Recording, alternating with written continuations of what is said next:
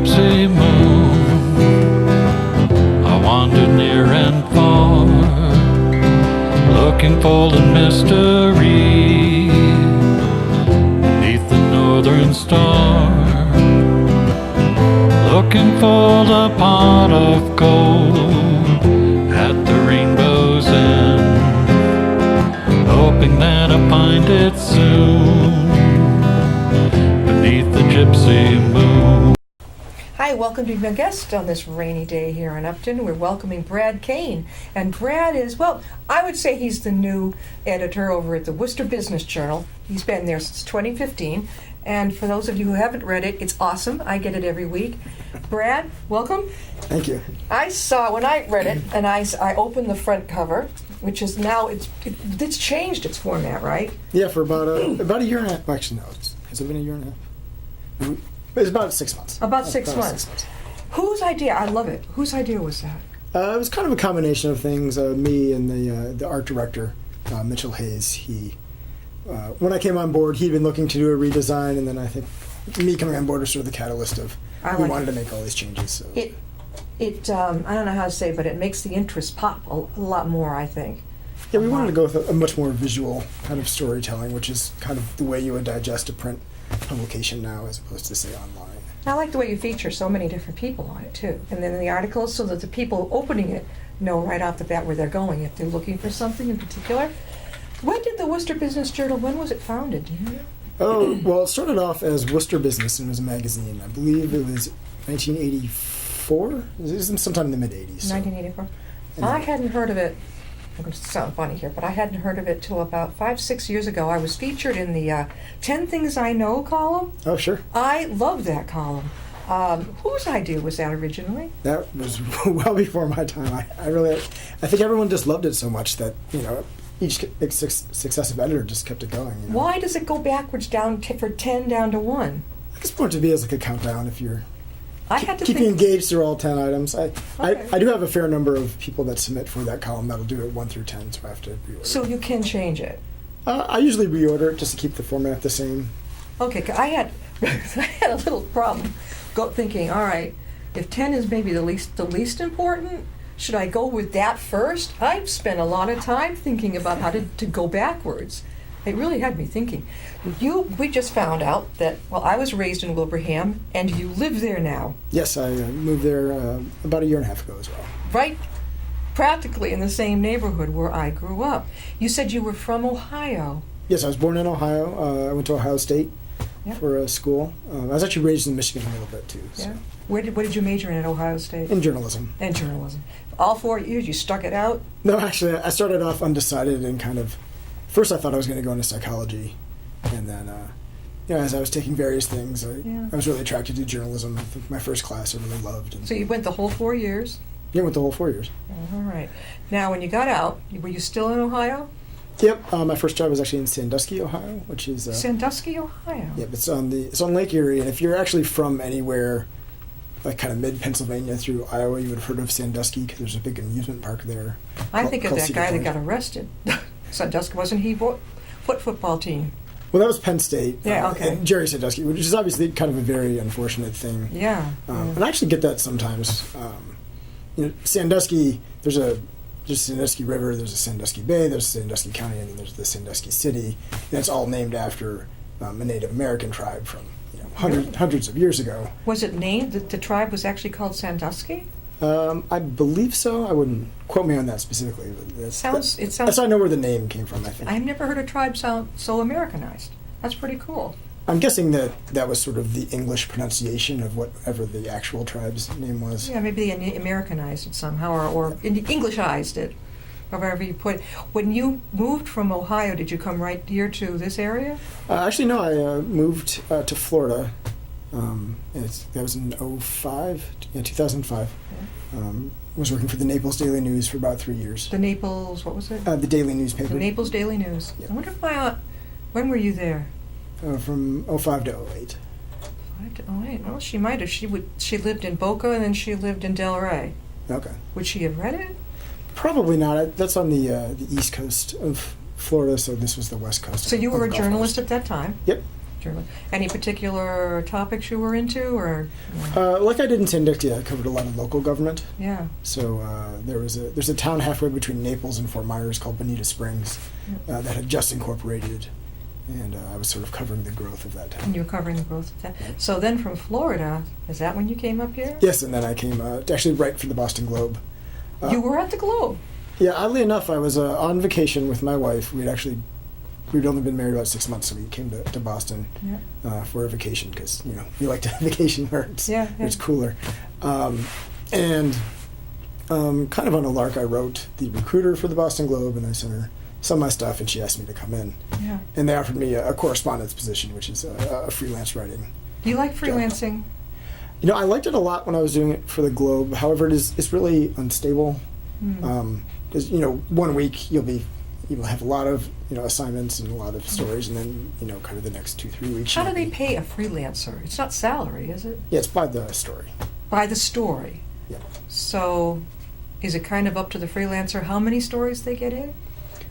Sort of. It's usually up to the editor. Obviously, you can produce whatever level you want, but they're still going to accept. I only have room for 4 stories this So week. then, all right. So now you were a freelancer for the Boston Globe. Mm-hmm. How did you hear about the Worcester Business Journal?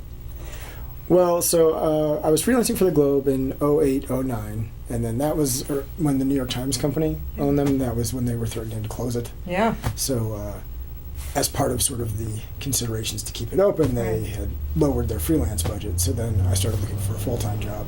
Yeah. Actually ended up in Hartford at the Hartford Business Journal. Was it okay? I know there's a Hartford Current. It's not at the Hartford Business Journal. Hartford Business Journal. And I was there for 5 years, and they're actually owned by the same company that owns the Worcester Business Journal, and then a third publication in Maine called Maine Biz. I was born in Maine. Nice. The Maine Business Journal. Mm-hmm. Who ever started the idea of the Business Journal? The town. What city started this? Do you know? I wish I knew the answer to that. I mean, there's certainly one in almost every mid-major and then obviously major market. I find this. I love getting it in the mail, but I find it everywhere. I think found it over at UMass, maybe in their lobby. I don't know where else I found it, but when I see it, I'm like, I've already got that one, So it comes out every week. Every other week. Every other week. It seems to me like and there's so much in it. Okay, so let's get back to it. So then you saw the ad for the Worcester Business Journal editor. Was that it? Yeah, well, I mean, it was owned by the same company, so I was actually the managing editor, which is the number 2 position in the newsroom down in Hartford. And then the former editor, Rick Saya. Rick Saya was on one of the first shows of Be My Guest. He was a good guy. Oh, he's great. He was fun. Where did he go? He actually went, I don't want to say it, he went to work for another business publication that writes strictly about information technology and computers. Information technology? I want to say it's Computer World, but I could be wrong. I remember delivering his DVD interview. Mm-hmm. I was in Worcester. So I said, I'm coming down, I'll bring it. Are you still in his old office? Are you? Yep. And it overlooks, there's like a baseball field? Yeah, there's I think it's Cristofo Colombo Park. So yeah, and it's right off Shrewsbury Street. Yep, right off Shrewsbury Street. What's it like to step into the shoes of now the editor, of being the top of the Worcester Business Journal?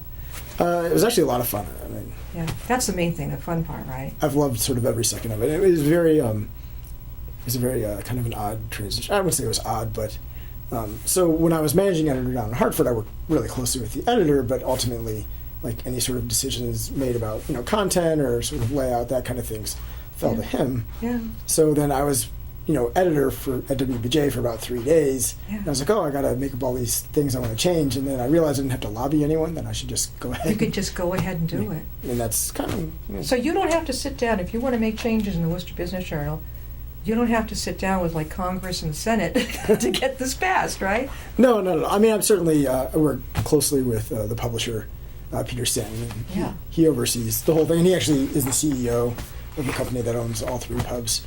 So, well, this is great because they list everybody. Brad, you're right up on top as editor, digital editor, staff writers, editorial. I think some of these things are fun. What is this thing with the Motley Fool? What is that? I believe that's a publication that largely covers Wall Street. Because I think don't you have a... Oh, no, am I thinking of the Sunday newspaper? I'm thinking of the Sunday one. Okay. And I think you cover, I hope I've got this right, the business meetings and networking meetings in here? I think you do. We have a list of, it's actually a very small one, and it's actually on that page. We're here? Just kind of, we call it business Keep leads. going, right? Oh, I see it. Okay, the business leads. There's always a couple of calendar items. We found that people that want to go to events are largely looking online. Yeah. So the bulk of our calendar listings are online. But we do put a couple in there just to kind of let you know that here's a few Yeah. highlights, and then if you want the full list, go to WBJournal.com. I always look at the Sunday paper or the Worcester Business Journal. You've got listed lunch with Governor Baker coming up. Wait a minute, that was March. That was March 23rd. So Yeah, I believe you're looking I've at got a March issue. Okay. this is the most recent issue. Okay, this is the most recent one. Okay, let's see. So, this is Manufacturers of the Year. I don't know if I received. I don't think I've read it yet. April 3rd. So it was officially published this past Monday. Past month, so it wouldn't have gotten to me yet. Some of the mail copies come later in the week, so I'd imagine if you don't get it by tomorrow, I better get it by tomorrow. I better call circulation. So. I enjoy it a lot. I love, like I said before, I love the cover. It'll show you what's going to be. If you can see, I got a shot of this, Paul. Zero in it. People who have never heard of it, I can't imagine not. But the Worcester Business Journal, and especially if you're an entrepreneur, I like the way you feature anybody and everybody. Where do you find them, or do they come to you? It's a mix. You just kind of. As certainly the reporters are out in the field and they come up with, they meet people. Ideas. You go to networking events, PR agencies and marketing firms will send you ideas as well. And they hear you're there and they're like, oh, I've got to meet Brad Kane. Yeah, there's certainly a lot of that, especially when I first started about the first year. There's a lot of. Yeah, they were like, oh, he's here, and I've got to let him know. I think the first week I had like 9 meetings set up. 9? And then I realized I had to pace them out, so then I went to like 2 a week for a while. Is there anything you have to go to every week? Any business meeting that you're really expected to be there? Not necessarily. I mean, I do try to get out as much as possible, and because there's so many different business organizations, I try not to favor one or the other. Certainly, the Worcester Regional Chamber with Tim Murray is the president of that one. I try to be at those. Probably I'm at those more than I'm at any other ones, but it's a healthy mix of just. I think the former. Can't remember his name. I had so many people, but I interviewed the former president of the Blackstone Valley Chamber of Commerce, which covers Worcester. Yes. I know when I joined the Blackstone Valley one, they said, well, you're also going to be a part of the Worcester Chamber, because they go to, or has that stopped now? They were together. I believe they're affiliated. Like the Worcester Regional Chamber has several, I think they call them affiliate chambers, which includes Blackstone Valley, I think the Chamber of Central Mass South, and a handful of other ones. There's so many chambers. You've got the Metro West. You've got further up, like Fitchburg Way, and all this. They cover all the different little burgs, together. I know the candy company up on Route 20. Hebert. Do you know Jeannie Hebert? Yes, Yes. She's the new president of Blackstone. She was a guest on the show, and I know her. I've spoken at the Blackstone Valley Chamber of Commerce.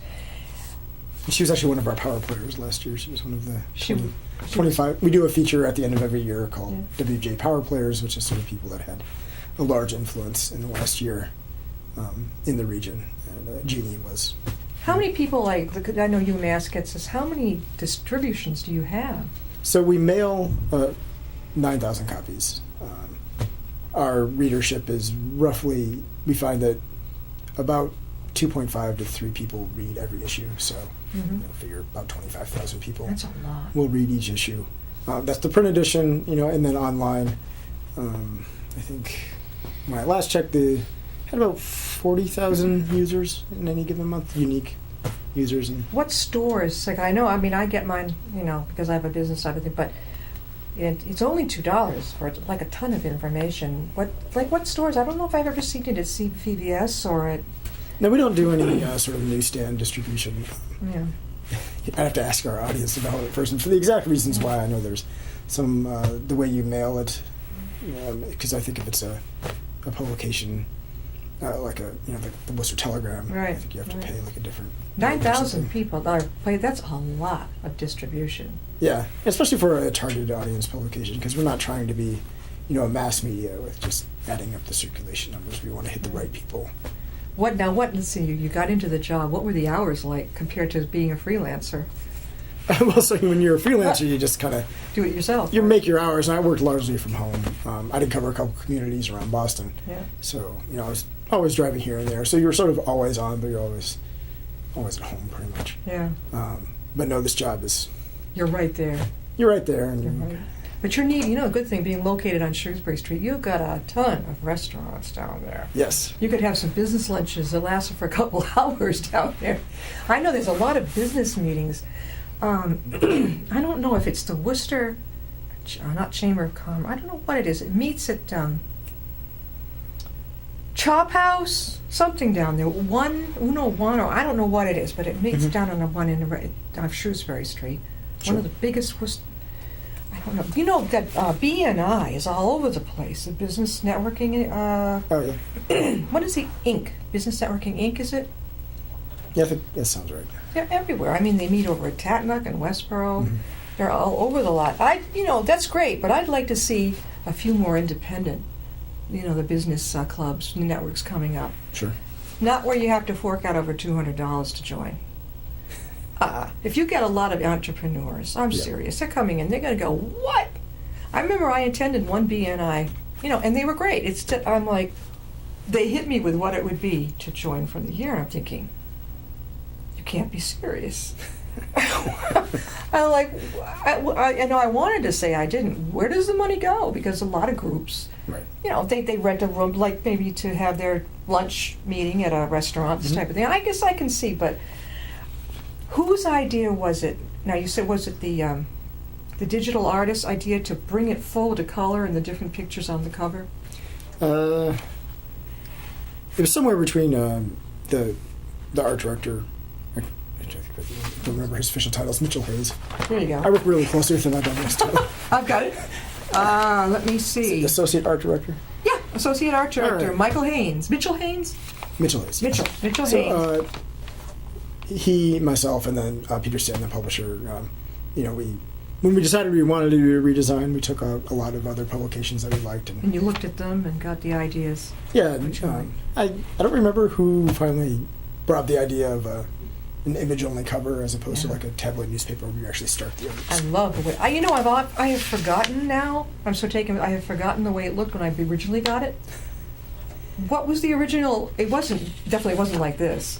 So the design that preceded this, and I think it was that way for more than 10 years, was, if you looked at, again, that's kind of like a tabloid newspaper. Yeah.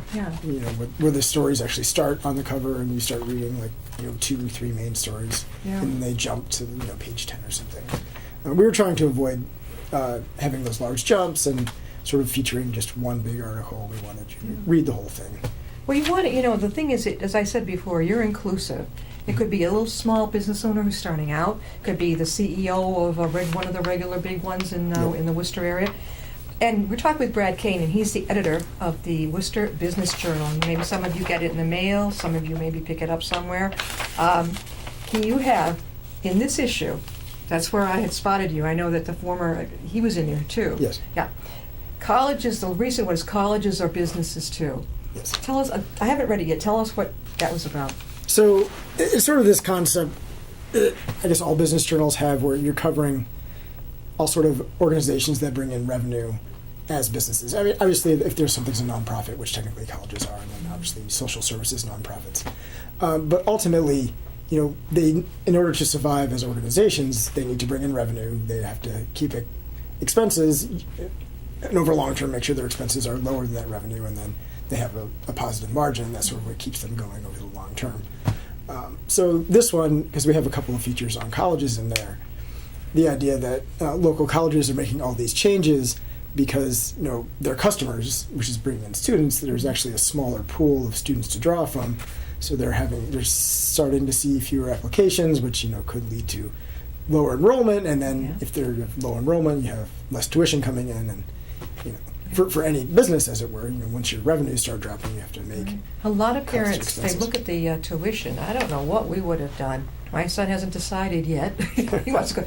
I honestly don't know. I think a scholarship, I'm not talking just about sports. I'm talking about other things. A Mhm. scholarship, maybe you've been a great kid in the community, things like that. Colleges are looking more, I've read, I don't know if you've heard this, looking, like when I went to college, a lot of it was beginning to be more personal, but still it was that SAT score Yes. that, you had to just pray with your knuckles that you did okay with it. But I like the fact that they're looking at your grades, but they're also looking at what have you done. Yes.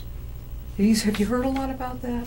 Actually, in that very issue, there's an article on Worcester State made a big deal a couple weeks ago that they're no longer requiring the SAT or the ACT scores So that's for not admission. no longer an SAT. I mean, you could still send it along if you think it'll help you, but I think, and the reasoning in the article was, as they're sort of looking for more traditional students to fill that gap of what they're losing, people that have been in the workforce a number of years might not be used to taking a standardized test. Yeah. Or, people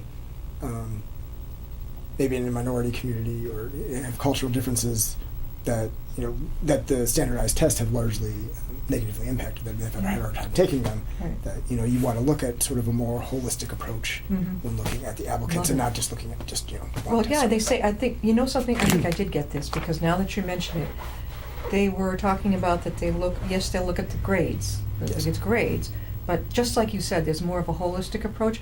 Darn, I wish that was there because I sweated that SAT. I don't know if you took it 3 hours of sitting in one place. Yes. And at that point, at the end, I was getting so exhausted. I went in doubt, circle number 3, or that circle. I just said, I'm going to wing it. I made it. Sure. I was just lucky, but it was not fun. I think a lot of kids get very nervous. A lot of kids, like the MCAS with the kids in school. And I'm thinking, what good does that do? A lot of people are not good at tests, but they're better maybe verbally, Mm-hmm. something like that. I dreaded it. It just went in there with a wing and a prayer that I was going to, and I made it into college. But I remember when I was interviewed up at Plymouth State, and I saw my father drove me all the way up from Wilbraham up to Plymouth, New Hampshire. We figured, yeah, you'll go in and we'll go back home, and we won't know for another few months. And I said, so when do you think I'll know? He said, you've been accepted. My father did not believe it. He said, no, that doesn't happen. No. I said, yes, I was just accepted. Oh! He says, we had to call your mother. It was amazing. That doesn't always happen. Yes. So that made the rest of the year a lot easier. I didn't have to wait like a lot of the other kids did. I knew I was going to be there. He warned me, you're not going to do well in college math. And boy, was he right. Oh my God. Were you okay in math at college? Yeah, I did pretty good. You did really well? Yeah. Well, but your favorite was probably in English, literature, and writing? Was that more of it? Yeah, largely, that's obviously sort of the path I took. Yeah, that was the path you liked the most. Were you like that in high school? Were you already into like the school paper, that type of thing? We actually didn't have a school paper at my school. I did the yearbook. I guess I would kind of gravitate. How about college? Did you do anything for a college paper? Yeah, I was actually the editor. You were the editor of the Ohio State the Ohio State paper. So What was that like? Because you were starting out, you were a kid. Were you happy about it, nervous about it? no, I was really into it. That's kind of how I first fell in love with journalism, because I wrote, and it was actually right after 9/11, I wrote an article for my journalism class about how enrollment was, or international students were now opting out of going to Ohio State. Yeah. Because of what had happened at 9/11. So I wrote it for my my journalism class, and my professor read it and then sent me right over the student Right, paper, yeah. and then they blew it up, and it was the lead article on that day. And then I started writing for the student paper a lot, and got hired as one of the news editors, and then the sports editor, and then finally was News promoted. editor, sports editor, and then the editor. Actually, I was sports editor first, and then I was news editor. I was news editor for only like 2 weeks because the editor then left, and they asked me to take over. And what year were you in? Your sophomore, senior? I was my junior year. That was your junior year. Mm. Your parents must have been pretty proud. My parents Yeah, I would have think been proud. Well, I think they were happy I finally decided on something, because I was really at the end of my sophomore year, Yeah. And then the start of my junior year when. That's when it hit you what I want to do. Yeah, exactly. And you knew. Oh, you're lucky, because I didn't. I just started off in elementary ed. My roommate looked like she was having fun majoring in art. So I said, I'm going to switch. Didn't even tell Mom and Dad. Just do it. And I went into art. But, I really haven't used it as a career at all. I mean, I've done other things. But I saw it as easy. But, I got bored after a couple of years. I thought, I'm not going anywhere. And I said, I got to do something else. So They sent me to business school, but that's a whole different trip. That Yes. was a whole different thing. But It's a small yeah. change from art to business, you know. Just- Yeah, it's pretty. Now, do you have any plans? I mean, it's fantastic the way it is. Coming up of any changes in this, or anything? Your goals or dreams, or visions coming up for this? Well, I kind of have to, you know, make sure I'm checking myself because, you know, really when we went to this design, it was the first major change in 10 years. Yeah. So after 6 months, you don't want to just kind of Yeah. make another overhaul. But at the same time, we do Yeah. want to maybe play with the cover a little bit more. There's been a couple of special issues, the Power Players, Yeah. Outstanding Women in Business, where we kind of make that like the soul story. Yes, I've on the noticed cover. that you've been featuring a lot of women in business. I think that the former president of Quinsigamon, Yes, what, Gail Carberry. Gail, she was on the show, and she is. I wish my son, and she's left now, but I wish my son could have made his mind up to go to college when she was there, because she was a forward thinker, and her heart was with these kids. You could tell that, you know, she said, yes, we have a GED program, and they'll take you at the pace that you can go. And I'm like, where have you been? Why didn't I know about this? Because I can imagine if somebody's looking for their GED and maybe they're like, well, I'm too afraid because I'm not good at tests. Nope, she assured me that no, we're not pushing anything. They can come in and go at their own speed. Yes. Brad, how can somebody reach you at the Business Journal if they want to talk about something? So I always encourage anyone to send me any ideas, just reach out. Usually the most effective way to reach me is my email, so that's bkane at wbjournal.com, so bkane at wbjournal.com. You can also call my office, 508-755-8004, and I'm at extension 256. Usually those are the two most effective ways to reach me. I'm on email all the time, as you know, with the phone. You're an email person, so I love email. Well, you can answer, like, you know, somebody writes you back at 9 at night, you can write them at 2 in the morning, and you don't feel like you're intruding because No. they can read it, you know, 6 in the They'll morning. read it. I love some of the sections they have in the journal, Business Journal, on the move, and you have a whole section on movers and shakers. Yes. Awesome. Know-how. So those are the advice columns, which is the 10 things you had mentioned. And Yep, then- the 10 things I know, encouraging candor. You know, I tried to get Susan Shalhoub Yes. to be on, and I guess she didn't think she would, go in front of the camera, but I enjoy. She's actually, I think Susan's a little shy because if you notice, there's a photo of the two other advice Yes. columnists, but Susan, who's the only one I've that does seen it her regularly, picture, though. but She wasn't here, yes. I think. And then the 10 things I know about, and you have to go from 10 down to 1. Mm-hmm. Again, that was, see, you would have laughed. That was not easy for me at all. Brad, it's been great having you on. And Thank as you. soon as I saw that you were new on board, I caught on. And, oh, yes, we have a new editor. I said, we've got to get him on to talk about this because I think this must be pretty darn popular. It has to be. It seems to be catching on. I get a lot of positive feedback. As a journalist, you get a little, you know, apprehensive if somebody gives you so much good feedback. No, this is good. Central Massachusetts Source for Business Network. Yes. Doesn't get much better than that. Worcester Business Journal, WBJ. Pick it up, and it was good that we had Brad Kane on. You gonna stick around, be our editor for a while? Sounds good to me. I think better. so. I think you got a damn good thing going here, and I'll tell you, that cover alone, I noticed it immediately when it had changed. I said, somebody's thinking over there. Yeah. Very Well, creative. Thank you. And say hello to Wilbraham for me, will you? I will. We'll see you next time, I'll be my guest. Thank you for having me.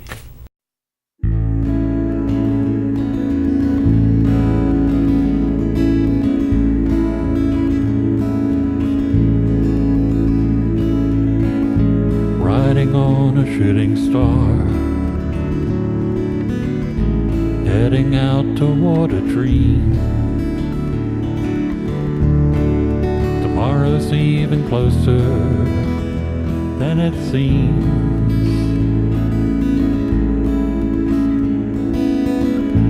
Moving through the cloudless sky,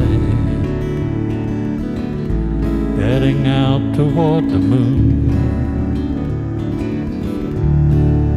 I am dancing to the lunar tune.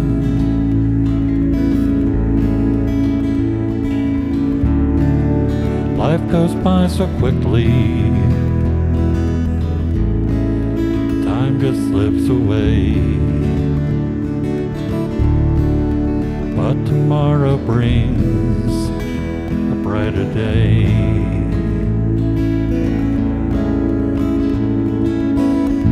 Soaring out among the planets in the vast array of space, I can feel the moon's embrace.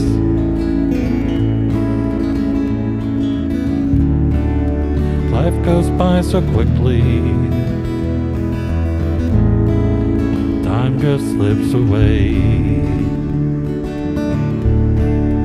but tomorrow brings a brighter day.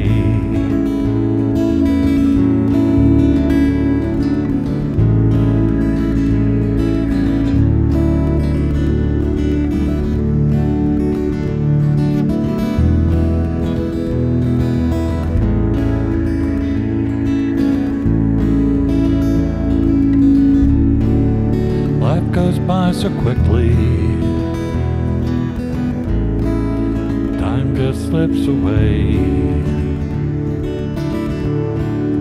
but tomorrow brings a brighter day.